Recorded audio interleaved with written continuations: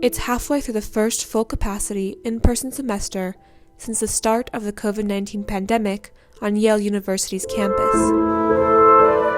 While things look back to normal, many students are still facing challenges to their well-being, struggles with their mental health. It's been very overwhelming for me personally, like having been in a room alone for a year and then just going out and being surrounded by hundreds of people. University students are seeking mental health care at higher rates than ever before. Yale Mental Health and Counseling has already seen over 500 more students this year than last, according to Mental Health and Counseling Director Paul Hoffman. My hypothesis about why people are seeking mental health more than ever is that it was very easy during COVID to blame things on COVID, and I would say that I had high expectations, other people had high expectations for what life would be like after COVID, and they're seeing that maybe COVID wasn't the problem, and I'm just a sad person right now because of no particular reason. Marvin Chun, Dean of Yale College, said that this trajectory was very sharply increasing even before the pandemic. It can't be attributed to the pandemic alone. Modern life is pretty difficult. Students have historically had many options for mental health care, with mixed reviews. I use the therapy services and the psychiatrist services, and then, services outside of that, so Walden peer counseling, the crisis line, those sorts of things. Therapy at Yale Mental Health and Counseling is sort of a toss-up based on the conversations that I've had with my peers and based on my own experience. It seems that there's a lot of variability in the quality of the therapists. At the beginning of my sophomore year, I asked to transfer therapists, and they told me it would be a 3-week wait, and I was in a really bad place. And so it was either, keep a therapist that you don't like or not have a therapist for 3 weeks and then get one. So I had to stick with my therapist the entire time. I think the impact that an overburdened mental health and counseling center has on the students that are seeking help through mental health and counseling is really, really big and could be really, really negative. I did not want to go back to Yale Mental Health for treatment. I was actually hoping to get a psychiatrist with Yale Mental Health, but then get a therapist outside of Yale Mental Health because I need a lot of therapy, and the 45-minute sessions once a week is not enough for me, especially as someone coming out of treatment where I was taken care of 24/7. I've had really amazing experiences at Yale Mental Health and Counseling. I think I've heard from several students that they won't go to Yale Mental Health and Counseling because they've heard it's really not good and really crappy. It's definitely good to draw attention to those things, but I wonder if there's a way we can all talk about it a little more mindfully in a way that doesn't deter people from getting help at all. After the suicide of Rachael Shaw Rosenbaum in the spring of 2021, students and alumni expressed concerns with Yale's processes for taking care of students in need. In response, Yale has expanded mental health care options by hiring more clinicians through Yale Mental Health and Counseling and creating the YC3 program, a team of wellness experts and licensed clinical psychologists who students can book appointments with directly. I think one success or amazing feature of Yale is that we have access to different types of mental health resources, whether it's through YC3 or being able to call a psychologist on the phone to talk through whatever you're going through at the moment. But many students and mental health advocacy groups are still pushing for reform, especially on one process that requires students to withdraw from the university in the event of a mental health emergency.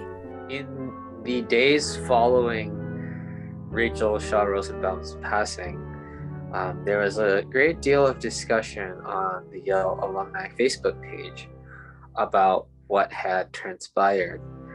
And there were some rumors circulating that withdrawal and reinstatement policies had contributed to her stress, and had contributed to a feeling of being trapped.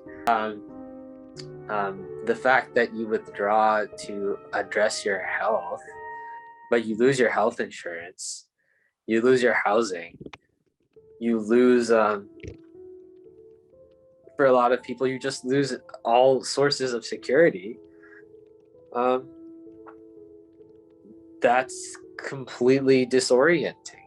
There's no like middle ground of people who like need constant, regular, intensive care, but are still like, you know, functional to some degree. That just like doesn't exist. But then on the top of that, you have to take 2 courses at an outside university to get reinstated, which costs thousands and thousands of dollars. You know, you're totally stifled. Your recovery is totally stifled. All of these things, every single one, impacted Rachael directly. Students also express concern over elements of Yale culture that make it hard to find wellness despite receiving individualized care. It's hard to know like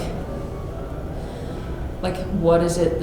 Is it the students? Is it like the setup of college? But there's something that makes it cool to only sleep 5 hours a night, or like you have to be thinking about internships in September. I mean, the pressure at Yale is immense, and it's not conducive to taking time for self-care and resting and getting enough sleep.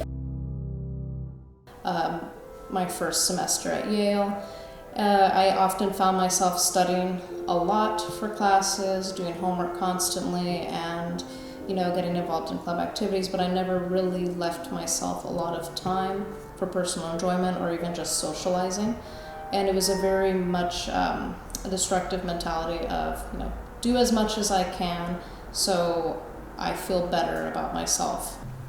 I have people close to me who say, like, I don't think I could get through this or like be here without some kind of mental health support. And I don't think that's how an institution should be run. The bar is so high, like you have to perform and you have to be healthy in order to meet this like vision of a Yale student. In an email to the news, Silliman head of college Laurie Santos and professor of the popular class, The Science of Well-Being, I do worry that many aspects of Yale's culture come in conflict with what research shows we need to do to protect our mental health. There's a real ethos of toxic productivity on this campus that keeps students working at all costs and often feeling guilty when they take a break.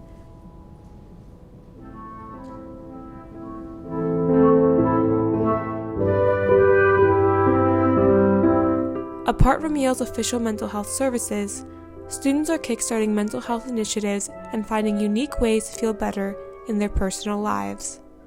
One of our most notable initiatives for on campus is the Yale Bandana Project. So we basically provided these green bandanas for the community at Yale, and by wearing one on your backpack, we're basically saying that not only are you supportive of normalizing this discussion of mental illness on campus, but you are willing to be a person of support and provide potential resources if needed.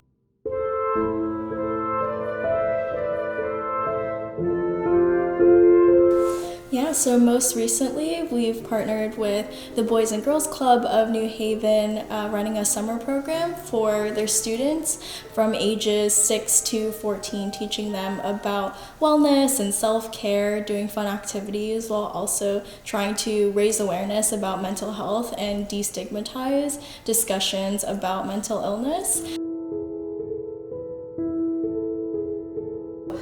With the Good Life Center, I have had the opportunity with bringing programming utilizing Indian classical dance or Bharatanatyam as a means to cultivate intercultural sensitivity as well as enhance student well-being. I've seen a lot of people turn a shift towards more interdisciplinary movements because it's something that utilizes our mind and our body, and that is something as a resource that we have with us 24/7.